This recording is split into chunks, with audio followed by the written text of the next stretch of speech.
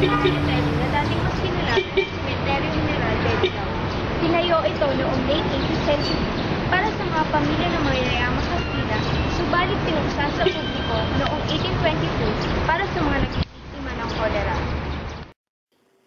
Ang orihinal na istruktura ng sementeryo ay pabilog na may 5 palapag ng nicho na kung saan ay may daan sa itaas. Ngunit dahil sa mga pagbaha, lumubog ang 2 palapag nito kung kaya't ang ating nakikita ngayon ay 2 palapag na lamang. At dahil din sa paglobo ng populasyon, ang dating nag-iisang pabilog na sementeryo ay dinagdagan ng isa pa.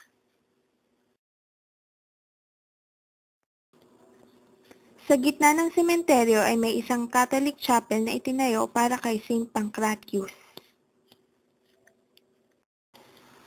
Pero maliban sa mga labi ng mayayamang Kastila, dito rin nahimlaya ang labi ng ating pambansang bayani. Matapos parilin si Rizal sa Luneta, dito sa Paco Cemetery, nilaga ang kanyang malabi na sinasabing kinaboy at hindi binigyan ng formal na rito. Nanatili dito ang kanyang katawan na 16 na taon bago inilipat sa Luneta.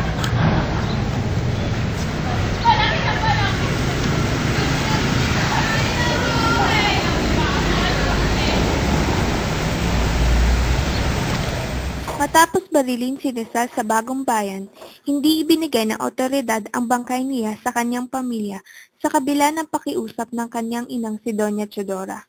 Agad hinagilap ng kapatid niyang si Narcisa ang bangkay nito at natagpuan sa sementeryo ng Paco. Noong araw din yun ay binayaran niya ang mga bantay nito at ipinalagay ang panandang marmol na may nakalagay na nakabaliktad na initials ni Jose Rizal na RPJ upang hindi nakawin ang bangkay o ilipat ng mga Kastila.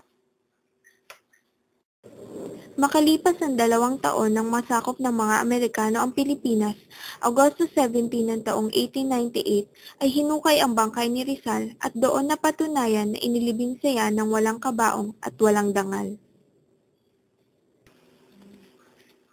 Dinala sa bahay ni Narcisa ang mga buto, hinugasan at inilagay sa urnong yari sa marmol. Noong ika-29 ng Desyembre taong 1912 sa isang prosesyon, naglakbay ang mga labi ni Rizal mula sa bahay ng kanyang pamilya hanggang sa Ayuntamiento de Manila. Kinaumagahan na ika-30 ng Desyembre, inilagak na ang kanyang mga labi sa paanan ng kanyang monumento sa Luneta.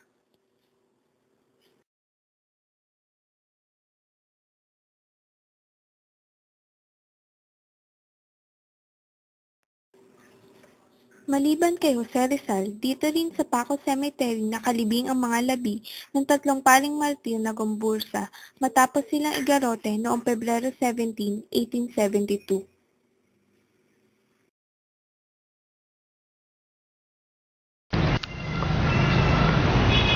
Mula sa Luneta kung saan inarote ang kumpulsa, dito sa Paco Cemetery, nilagak ang kanilang mga labi.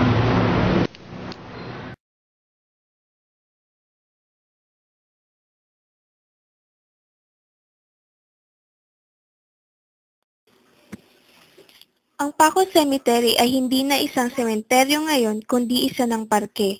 Itinigil ang paglilibing dito taong 1912 at idineklarang isang pook pasyalan na lamang noong 1966 sa pamamahala ng dating Pangulong Diosdado Macapagal.